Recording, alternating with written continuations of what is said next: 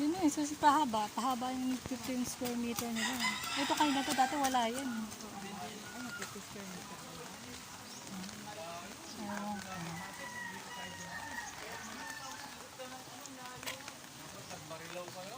Yung pumunta tayo dito, wala pa to eh. Diba? Putik.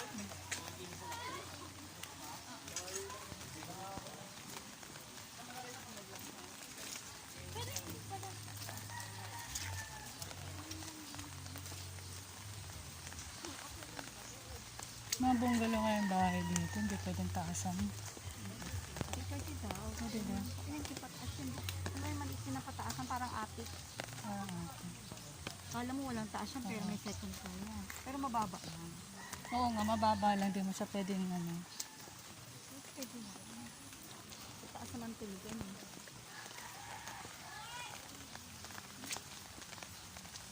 Hanggang dito lang yung ano.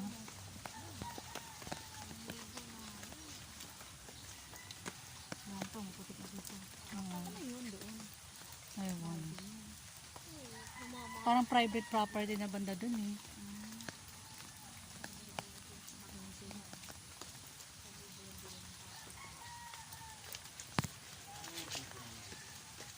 May endorsement Yeah, 500 ganun sa naman. allocation. Bigyan din sa akin. Ha? May endorsement 500, tapos nag-bakod na sa akin.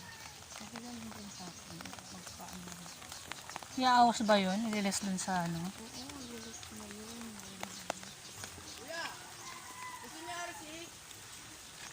Dito na daw tayo. Dito na daw tayo? Gusto nyo daw Royal? Okay Royal! lang. Yung sila ati Ana, oh. Daw. Royal.